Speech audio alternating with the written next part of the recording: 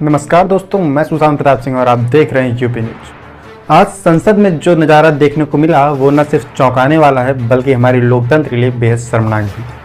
संसद, जिसे लोकतंत्र का मंदिर कहा जाता है, वहां आज धक्का मुक्की और आरोप प्रत्यारोप की ऐसी तस्वीरें सामने आई जो इस देश के इतिहास में काला अध्याय बनकर दर्ज हो गई हैं। दरअसल मामला शुरू हुआ बाबा साहब भीमराव अम्बेडकर के नाम पर। कांग्रेस और विपक्षी दल गृह मंत्री अमित शाह की कथित टिप्पणी के विरोध में प्रदर्शन कर रहे थे। उनका आरोप था कि अमित शाह ने बाबा साहब का अपमान किया है। दूसरी ओर भारतीय जनता पार्टी ने पलटवार करते हुए कांग्रेस पर ही बाबा साहब का अपमान करने का आरोप जड़ दिया।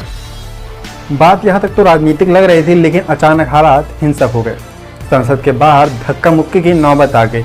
इस हंगामे में बीजेपी के दो सांसद प्रताप चंद्र सारंगी और मुकेश राजपूत गंभीर रूप से घायल हो गए। प्रताप सारंगी के सिर पर गहरी चोट आई है और उन्हें आईसीयू में भर्ती किया गया है।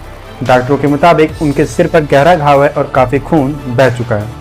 उन्हें तुरंत टाँके लगाए गए। अब सवाल यह है कि इस हिंसा के लिए जिम्मेदार कौन है।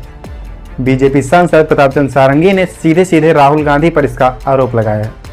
उनका कहना है कि राहुल गांधी ने एक सांसद को धक्का दिया जो उनके ऊपर गिरा और इस वजह से वो सीढ़ियों से गिर गए।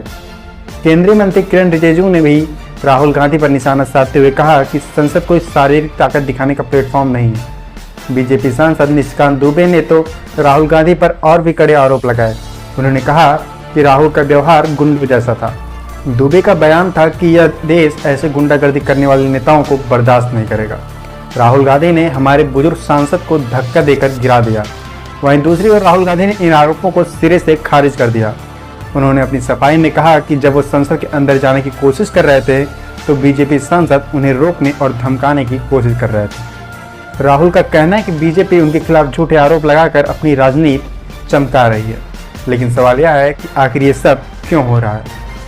संसद का माहौल इतना जहरीला क्यों बन चुका है? बाबा साहब अम्बेडकर, जिनके विचार लोकतंत्र की नींव है, उनके नाम पर ऐसा बवाल मचाना क्या हमारी राजनीतिक संस्कृति पर सवाल नहीं खड़े करता? इस बीच प्रधानमंत्री नरेंद्र मोदी को भी इस घटना की जानकारी दी गई। बीजेपी से कांग्रेस की साजिश बता रही है और शिवराज सिंह चौहान ने इसे संसद के इतिहास का काला दिन करार कर दिया है। शिवराज ने कहा कि राहुल गांधी और कांग्रेस ने लोकतंत्र की मर्यादाओं की धज्जियां उड़ा दी है। उनका कहना था राहुल गांधी को लोकतंत्र में आचरण सीखने के लिए ट्रेनिंग लेनी चाहिए।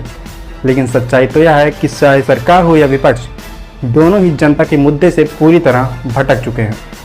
संसद जहाँ बेरोजगारी, महंगाई, किसानों की समस्या और शिक्षा पर चर्चा होनी चाहिए, वहाँ नेता एक दूसरे को धक्का दे रहे हैं।